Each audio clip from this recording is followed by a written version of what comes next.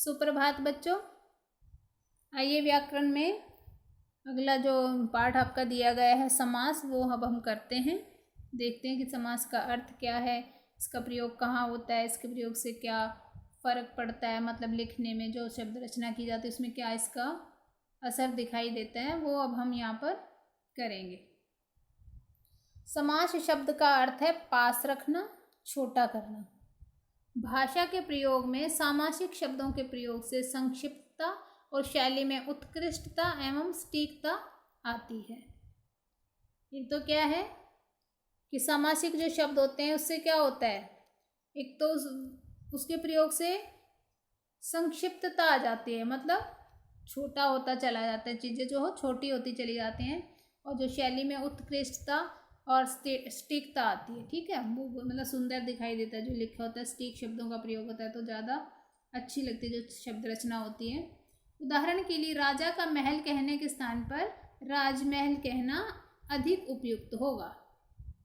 ठीक है, तो राजमहल, हम राजा का महल लिखने के स्थान पर राजमहल शब्द का भी प्रयोग करते हैं। ठीक है, उससे कुछ फ़र्क तो नहीं पड़ेगा ना, समझ में आ रहा है। राजा का महल, उसको हमने राजमहल के रूप में लिखा। एक तो ये संक्षिप्त हो गया यहाँ पर, ठीक है, और वो विस्तृत लिखा हुआ था, यहाँ पर थोड़े संक्षिप्त रूप से लिखा गया है यहाँ पर। उसके बाद बताया है समास की जो परिभाषा है वो क्या बनेगी। समास की परिभाषा है, समास वह शब्द रचना है जिसमें अर्थ की दृष्टि से परस्पर संबंध रखने वाले दो या दो से अधिक शब्द किसी स्वतंत्र शब्द की रचना करते हैं। ठीक है, बताया है कि जिसमें अर्थ की दृष्टि से ध्यान में रखना, अर्थ की दृष्टि से परस्पर संबंध रखने वाले दो या दो से अधिक शब्द किसी स्वतंत्र शब्द की रचना करते हैं। ठीक है, तो किस तरह करते हैं वो अब हम देखते हैं कि दो शब्द कोई भी जिनका आपस में कोई संबंध है, जैसे माता पिता, दो शब्द हमने लिए। ठीक है, इनको अगर हमने जोड़कर लिखा तो क्या लिखा, माता पिता। ऐसे ही लिखा जाता है ना माता पिता, बीच में हम योजक चिन्ह का प्रयोग करते हैं। और अगर हम इसको खोलकर अलग अलग करके लिखेंगे तो हम लिखेंगे माता और पिता। ठीक है, ऐसे ही लिखते हैं ना। उसके बाद नया जो उदाहरण है वो देखो, घोड़ा और सवार हमने लिए दो शब्द, परस्पर संबंध रखने वाले, एक दूसरे से संबंध रखने वाले हैं दोनों शब्द। इसका अगर हम बनाएंगे, इनको जोड़कर लिखा है, बना हमारा घुड़सवार। और इसका अलग करके लिखेंगे जो विग्रह कहते हैं जिसको हम, तो वो हो गया घोड़े पर सवार। ठीक है, तो ये हमारा जो बन गया समस्त पद, ये जो शब्द बने बीच में समस्त पद, और ये हमारा हो गया समास का विग्रह। ठीक है, आगे बात करेंगे इनके बारे में। सामासिक शब्द में प्राय दो पद होते हैं। सामासिक शब्द कौन सा होता है, यही वाला सामासिक शब्द है, घुड़सवार, माता पिता, जो ये शब्द हमारा नया बनकर तैयार हुआ है, यही हमारा सामासिक शब्द है। इसमें प्राय दो पद होते हैं। ठीक है, दो पद कौन से होते हैं, एक घोड़ा हो गया, एक सवार हो गया। जैसे इसमें माता एक हो गया, इसमें एक पिता हो गया। ठीक है, दो पद हो गए। पहले पद को पूर्व पद और दूसरे पद को उत्तर पद कहते हैं। ठीक है, तो ये जो पहला पद है इसको पूर्व पद कहेंगे, दूसरे वाला जो पद है उसको उत्तर पद कहेंगे। ठीक है, उत्तर पद कहें या दूसरा पद कहें, ऐसे कह सकते हैं। समास प्रक्रिया से बने पद को समस्त पद कहते हैं। ठीक है, इसने बता दिया ना यहाँ पर कि इसको जो समास प्रक्रिया में जो शब्द बना है उसको हम समस्त पद कहते हैं। जैसे हमने लिखा था घोड़ा और सवार को जोड़कर लिखा था, तो घुड़सवार जो शब्द आया था वो था समस्त पद, उसको कहा हमने। और समस्त पद के दोनों पदों को अलग अलग करने की प्रक्रिया को हम समास विग्रह कहते हैं। ठीक है, जब दोनों पदों को हमने फिर से अलग अलग करके लिखा तो हमने उसको, उस प्रक्रिया को क्या बोला, समास विग्रह।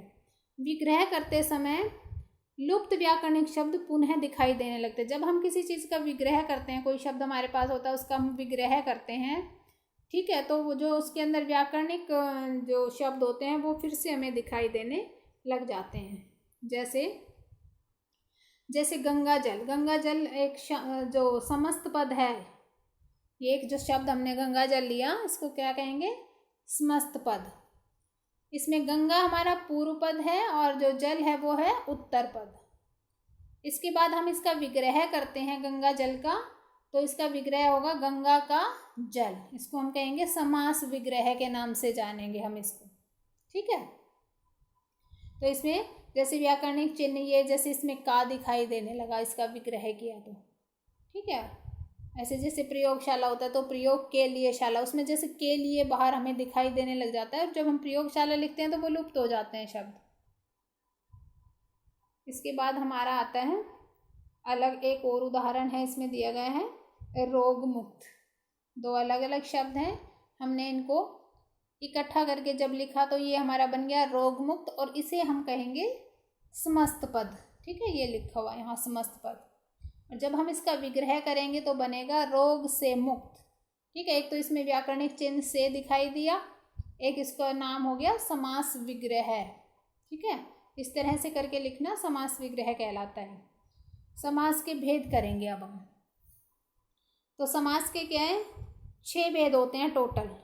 ठीक है, कि 2 भेद किसी एक समास के जो तत्पुरुष है उसके अंदर आते हैं, लेकिन टोटल में हम इसके 6 भेद मान लेते हैं। तो 6 भेद इसके बताए गए हैं। एक अव्ययी भाव समास है, दूसरा तत्पुरुष समास, कर्मधारय समास, ठीक है, द्विगु समास, द्वंद्व समास और बहुव्रीहि। टोटल 6 हैं ये। ठीक है, तो 6 भेद इसके बताए गए हैं हमारे समास के। इनका अब हम एक एक का जैसे वर्गीकरण करेंगे। पहले जैसे एक टेबल देखो कि कौन सा समास किसके अंतर्गत आता है। ठीक है, हमें ये देखना था।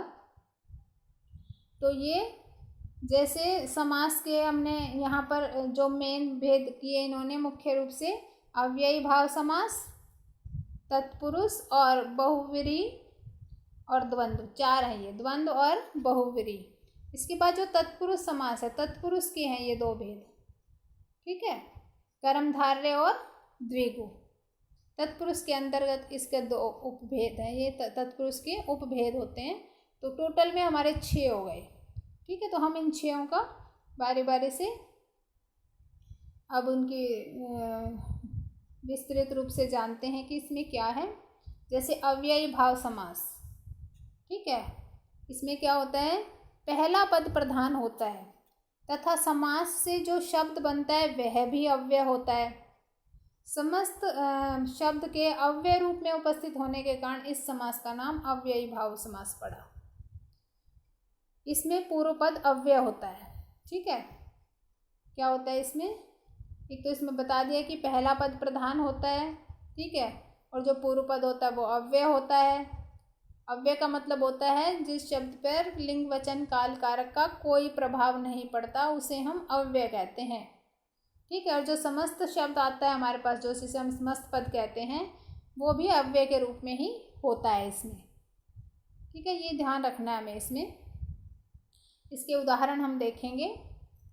उदाहरण है आजन्म। जो इस तरह के हमारे पास शब्द होते हैं, या पद होते हैं, उनको हम, इस तरह के शब्दों को हम कहेंगे समस्त पद। इसका नाम होता है समस्त पद। ठीक है, और फिर होता है समास का विग्रह।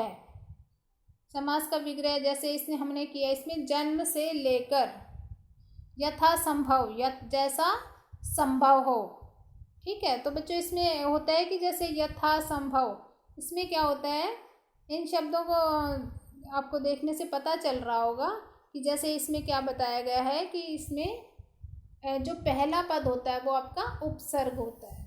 ठीक है, इसमें अव्ययी भाव से समास में आप जब पहचान करते हो तो थोड़ा आपको पता चलेगा कि इसका हम कैसे विग्रह करें, ये कौन सा समास है। क्योंकि हमें समस्त पद अगर मिलता है तो हमें उसका विग्रह करना, तो अब हम उसका विग्रह किस आधार पर करें, क्या पहचान करके करें। तो इसमें वही पहचान बताई गई कि पहला पद प्रधान होता है, अव्यय होता है। ठीक है, और जो एक शब्द होता है वो समस्त पद जो हमारे होता है वो भी अव्यय के रूप में ही होता है। ठीक है, जैसे यथा विधि है, तो विधि के अनुसार इसका विग्रह। तो प्रतिदिन है, दिन दिन इसका विग्रह हो गया। तो जो ये शब्द हैं, आ हो गया, यथा हो गया, इसमें यथा हो गया, इसमें प्रति हो गया, तो ये क्या हैं, ये उपसर्ग भी हैं आप देखोगे तो। ठीक है, क्योंकि किसी शब्द के आगे जो शब्दांश लगकर उसके जो अर्थ में परिवर्तन कर देते हैं तो वो उपसर्ग होते हैं ना। तो ये उपसर्ग भी जो आपके हैं यहाँ पर आप देख सकते हो। ठीक है, कि उपसर्ग भी होता है इसका जो पूर्व पद होता है। तत्पुरुष समास तत्पुरुष समास में आपको बताया गया है कि जिस सामासिक शब्द का उत्तर पद प्रधान होता है तथा पहले पद के साथ लगी विभक्ति का लोप हो जाता है वह तत्पुरुष समास कहलाता है। इस सामासिक शब्द में बताया उत्तर पद प्रधान होता है। उसमें तो था कि अव्यय वाले में क्या था, जो अव्ययी भाव समास था उसमें पहला पद प्रधान था। इसमें है उत्तर पद। उत्तर पद मतलब जो दूसरा पद है वो प्रधान होता है। ठीक है। यश प्राप्त, यश को प्राप्त, इसका विग्रह कैसे होएगा? समास का विग्रह। ठीक है, इसको समास विग्रह कहते हैं। समास विग्रह यहाँ पे अच्छे से लिखा नहीं जा रहा है, ये समास विग्रह है। शोकाकुल, शौक से आकुल। रोग मुक्त, रोग से मुक्त। प्रयोगशाला, प्रयोग के लिए शाला। मन चाहा, मन से चाहा। तुलसी कृत मतलब तुलसी से कृत। तुलसी से मतलब तुलसी के द्वारा। ठीक है, लिखा हुआ। उसके बाद क्या आपको देखना है इसमें आपको देखना है कि जो तत्पुरुष समास होता है उसमें जो कारक के चिन्ह होते हैं, ठीक है, उनके प्रयोग से ही इनका विग्रह किया जाता है। तत्पुरुष समास में कारक के चिन्हों द्वारा ही विग्रह किया जाता है। जब विग्रह करते हैं तो कारक के चिन्ह प्रयोग होते हैं उसमें, ये आपको याद रखना होगा। और कारक के दो कारक प्रयोग नहीं होते, कर्ता और संबोधन, वो इसमें प्रयोग नहीं होते हैं। बाकी जो बीच के 6 कारक हैं, कर्म, जैसे कर्म की जो विभक्ति होती है को, करण से के द्वारा होता है, संप्रदान के लिए, अपादान से, संबंध काके की होता है, अधिकरण में पर। ठीक है, ये इन्हीं शब्दों का प्रयोग करके इनका विग्रह किया जाता है, जो तत्पुरुष समास है उसका। इसके बाद जो तत्पुरुष के उपभेद जो 2 बताए थे उनके बारे में बात करते हैं। कर्मधारय समास, जिसका पहला पद विशेषण और दूसरा विशेष्य होता है, अथवा एक पद उपमान और दूसरा उपमेय होता है। इसमें 2 टाइप के हमें जो शब्द हैं वो मिलते हैं।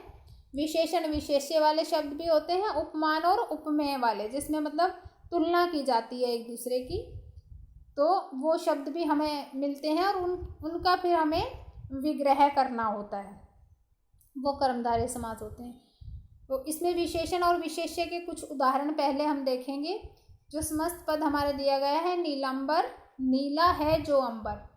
ठीक है, इसका जो विग्रह करते हैं उसमें शब्द भी बीच में जो विभक्तियाँ, मतलब जैसे उसमें कारक की विभक्तियाँ आती थी और इसमें क्या आएगा, इसमें है जो आता है, एक रूपी शब्द भी इसमें आता है, और एक होता है जो एक रूपी होता है, एक के समान होता है जो हम उसमें करेंगे। उपमान और उपमेय में होता है के समान वाला भी होता है उसमें। ठीक है, तो ये 3 टाइप्स के तो इसमें होते हैं, मतलब जो हम देखते हैं अभी तक, जो बहुत हम विग्रह हमने देखे हैं उनमें यही 3 चीज़ें मुख्य रूप से प्रयोग होती है विग्रह करते समय, बीच के जो शब्द हैं इनके।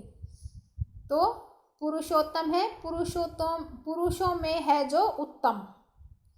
महाराजा, महान है जो राजा। ठीक है, विशेषण और विशेष्य बताया, महान है, महान विशेषण है, कौन है, राजा महान है। ठीक है, तो राजा की विशेषता क्या है कि वो महान है, तो राजा विशेष्य शब्द है और ये महान है जो ये आपका विशेषण है। महान, महादेव, महान है जो देव। नील गाय, नीली है जो गाय। ठीक है, एक विशेषण शब्द है और दूसरा है विशेष्य शब्द। तो इस प्रकार से इनका वो किया गया है विग्रह। और इसके बाद आपका है एक अलग से पेज पीछे रह गया है, वो उपमान और उपमेय। कर्मधारय का ही उदाहरण पहले हम करेंगे। ठीक है, इसमें हमारा जो उपमान और उपमेय किस तरह तुलना एक चीज़ की दूसरे से की जा रही है। चरण कमल, समस्त पद हमारा है चरण कमल। ठीक है, कमल के समान चरण, मैंने कहा था ना के समान भी शब्द इसमें प्रयोग होते हैं। कमल के समान चरण। ठीक है, तो जो चरण है उसकी तुलना किससे कर दी गई है, कमल के समान। कमल नयन, कमल के समान नयन, जो नयन है वो भी कमल रूप के समान बता दिए गए हैं। नरसिंह, नर रूपी सिंह। ठीक है, प्राण प्रिय, प्राणों के समान प्रिय। ठीक है, ये हमारे कर्मधारय के उदाहरण जहाँ तुलना एक चीज़ की दूसरे से की गई है। उसके बाद है द्विगु समास। जहाँ समस्त पद के पूर्व पद में संख्यावाची विशेषण होता है तथा समस्त पद किसी समूह विशेष का बोध कराता है, उसे द्विगु समास कहते हैं। ठीक है, ध्यान रखना है द्विगु समास की कैसे पहचान करनी है कि समस्त पद के पूर्व में संख्यावाची विशेषण होता है, पूर्व पद में जो होगा। ठीक है, पहले पूर्व पद इसका ध्यान रखना है कि जो पहला पद होगा वो संख्यावाची शब्द होगा। ठीक है, समस्त पद तो जुड़ा हुआ ही होता है, एक शब्द के रूप में ही होता है, लेकिन उसमें जो दो पद होते हैं तो उसका पूर्व पद आपको देखना है, वो संख्यावाची होगा। संख्यावाची मतलब जो गिनती वाले शब्द होते हैं। ठीक है, कि एक दो तिरा, जैसे त्रि होता है, पंच होता है, इस तरह के शब्द भी इसमें प्रयोग होते हैं।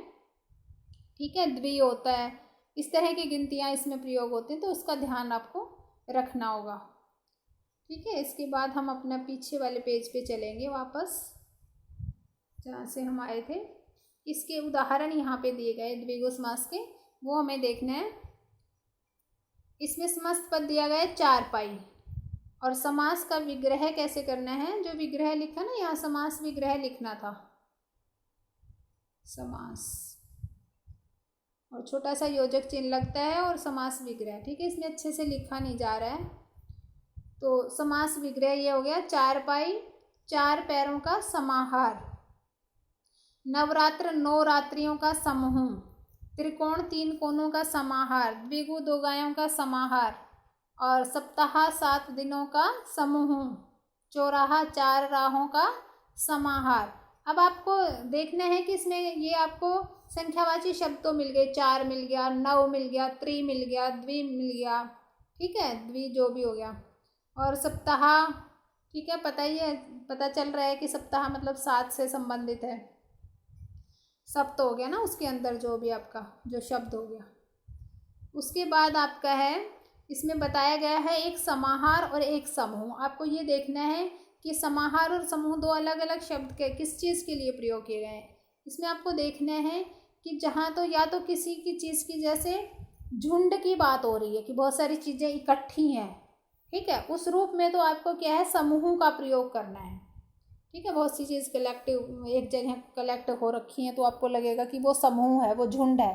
ठीक है, उसको हम वहाँ पर हमने समूह का प्रयोग किया है। और जहाँ पर एक दूसरे का मिलान करने की बात होती है कि एक चीज़ से दूसरी चीज़ मिल रही है, वहाँ पर हम समाहार शब्द का प्रयोग करेंगे। बस ये ध्यान रखना होगा आपको। एक इसमें पूर्व पद होगा, संख्यावाची से पता चल जाएगा कि ये द्विगु समास है, और समूह लिखना है या समाहार, वो ध्यान रखना है कि झुंड की बात हो रही है तो वहाँ पर समूह लिख दो, वरना दूसरे में आप समाहार लिख दोगे अगर झुंड में नहीं है कोई चीज़ तो। ठीक है, जैसे नवरात्र है, 9 रात्रियों का समूह हो गया। त्रिकोण है, 3 कोणों का समाहार है, 3 कोण। ठीक है, एक कोण दूसरे से रेखाओं से जो मिले होते हैं तो वो त्रिकोण बन जाते हैं। ठीक है, चौराहा 4 राहों का समाहार, क्योंकि 4 राहें आपस में मिलती हैं चारों तरफ से आते हुए। इसके बाद आता है द्वंद्व समास, जिस समस्त पद में दोनों पद प्रधान होते हैं तथा विग्रह करने पर दोनों पदों के बीच और या तथा अथवा जैसे शब्दों का, जैसे योजक शब्दों का प्रयोग होता है। ठीक है, वो द्वंद्व समास कहलाते हैं। ठीक है, ध्यान रखना है, दोनों पद प्रधान होते हैं इसके, कोई भी पद गौण नहीं होता। और द्वंद्व का अर्थ है 2 या 2 से अधिक वस्तुओं का युग्म, युग्म होता है जोड़ा। ठीक है, तो इसका हम करेंगे उदाहरण, देखते हैं कि कैसे दिए गए हैं इसके, उससे समझते हैं। समस्त पद हमारे पास दिया गया है नर नारी, इसके बीच में एक तो योजक चिन्ह होता है। ठीक है, वैसे तो इसके मोस्टली इसमें योजक चिन्ह ही होता है, लेकिन बाय चांस कभी कोई शब्द ऐसा आ जाता है कि उसमें योजक चिन्ह नहीं होता। ठीक है, लेकिन आपके लेवल तक ये योजक चिन्ह वाले ही आपको मिलेंगे। ठीक है, नर नारी, अन्न जल, नर और नारी। ठीक है, नर और नारी क्या है, दोनों ही पद प्रधान हैं, कोई किसी से कम नहीं है। ठीक है, दोनों एक दूसरे के बराबर हैं बिल्कुल। अन्न जल, अन्न और जल, अन्न का जितना महत्व है उतना ही जल का भी होता है। दोनों चीज़ें एक दूसरे के पूरक हैं, एक के बिना भी नहीं रहा जा सकता, तो इसलिए अन्न और जल। और इसका जो विग्रह करने में जो शब्दों का प्रयोग होना था वो बीच में देख रहे हैं हम, योजक शब्द जो हैं और, या, अथवा, किंतु, पर, जो भी मतलब बताए थे 4 शब्द, वो आपको ध्यान रखना है कि वही शब्द इसके अंदर आते हैं। धर्म अधर्म, धर्म या अधर्म, इसमें होते हैं या तो एक दूसरे के जो दोनों पद प्रधान है वो, ठीक है, दोनों अपनी अपनी जगह बिल्कुल एक जैसे रहते हैं, कोई किसी से कम नहीं रहता है, अंजल था, दोनों का समान महत्ता थी। धर्म या अधर्म, एक दूसरे के विलोम शब्द भी होते हैं यहाँ पर, एक धर्म है तो दूसरा अधर्म है, धर्म या अधर्म, एक भला है तो दूसरा क्या है, बुरा, ठीक है, ये विलोम शब्द भी होते हैं यहाँ पर, इस चीज़ का भी ध्यान रखना। पाप पुण्य, ठीक है, स्त्री और पुरुष, ठीक है, एक दूसरे के पूरक शब्द भी होते हैं, एक दूसरे के विलोम शब्द भी हो सकते हैं यहाँ पर, इस चीज़ का हमें ध्यान रखना होता है, क्योंकि दोनों पद प्रधान होते हैं, दोनों कोई से अपना अपना दोनों का महत्व समान रूप से होता है, कोई किसी से कम या ज़्यादा नहीं होता। इसके बाद हमारा नेक्स्ट आता है बहुव्रीहि समास। बहुव्रीहि समास जहाँ पहला पद और दूसरा पद मिलकर किसी तीसरे पद की ओर संकेत करते हैं, ठीक है, जब पहला पद और दूसरा पद मिलते हैं तो वो किसी तीसरे पद की ओर संकेत किया जाता है, इसमें वहाँ बहुव्रीहि समास होता है। इसमें कोई भी पद प्रधान नहीं होता, क्योंकि यहाँ तो किसी तीसरे की बात कर रहे होते हैं ना, इसलिए कोई पद प्रधान नहीं होता, दोनों मिलकर किसी तीसरे की ओर संकेत करते हैं। तो इसको उदाहरण से समझते हैं। समस्त पद दिया है लंबोदर, लंबा है उदर जिसका, किसका, सोचो, लंबा उदर किसका है, गणेश जी का, ठीक है, तो यहाँ पर गणेश जी की ओर इशारा किया गया है जो लंबोदर शब्द है उसमें। पीताम्बर, पीले वस्त्रों वाला, पीले वस्त्रों वालों से क्या पता चलता है, श्री कृष्ण के पीले वस्त्र हैं। चतुर्भुज, 4 हैं भुजाएं जिसकी, ठीक है, तो किसकी है, विष्णु जी की, तो ठीक है, तो यहाँ पर इसलिए किसी तीसरे की ओर इशारा किया गया। दशानन, 10 आनंद, 10 आनंद जो शब्द है ये किसकी ओर इशारा करेंगे, 10 हैं आनंद जिसके, किसके, रावण के, ठीक है, तो रावण की तरफ ये रावण की ओर इशारा किया गया है इसमें, किसी तीसरे की ओर इसलिए बताया कि तीसरे की ओर इशारा। 4 पाई, 4 हैं भुजाएं जिसके, 4 भुजाएं किसकी होती हैं, 4 पाई की, ठीक है, 4 पाए, क्योंकि 4 हैं पाए जिसके, 4 पाई है ना, 4 पाए होते हैं जिसमें, तो 4 पाए किसके होते हैं, 4 पाई के होते हैं, तो इसलिए। और बच्चों ध्यान रखना है कि कुछ ऐसे शब्द होते हैं जो 2 समास में भी आ सकते, 4 पाई भी आता है, जैसे 4 द्विगु समास में भी था, ठीक है, और 4 यहाँ पर भी है 4 पाई। तो जिस तरह से आप विग्रह करोगे, विग्रह करने के आधार पर उस समास का आप नाम लिखोगे, या तो आप लिख रहे हो कि 4 पायों का समाहार लिख रहे हो, तब तो आपको द्विगु समास इसका लिखना पड़ेगा समास का नाम, और अगर आप इसका विग्रह कर रहे हो 4 हैं पाए जिसके, तो आपको लिखना पड़ेगा कि ये बहुव्रीहि समास है, क्योंकि आप जिस तरह से विग्रह कर रहे होते हो उसी तरह से उसका नाम लिखना होता है। कुछ शब्द ऐसे होते हैं कि जो कर्मधारय समास के अंदर भी आते हैं और इसमें भी आते हैं, बहुव्रीहि में भी आते हैं, तो विग्रह के आधार पर आपको देखना होगा। तो ये आपको, मुझे लगता है कि आपको सबको समझ में आ गया होगा बेटा अच्छे से।